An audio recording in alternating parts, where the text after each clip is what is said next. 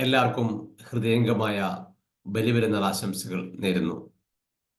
ഇത് സ്വർഗീയമായ സമർപ്പണത്തിന്റെ, ദാനത്തിന്റെ, സ്നേഹത്തിന്റെ പാതയാണ്.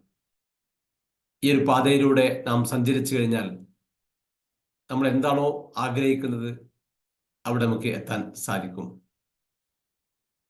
ഈ ബലിപെരുന്നാൾ നമ്മളെ സമാധാനത്തിലേക്കും ആരോഗ്യമുള്ള ജീവിതത്തിലേക്കും നയിക്കട്ടെ.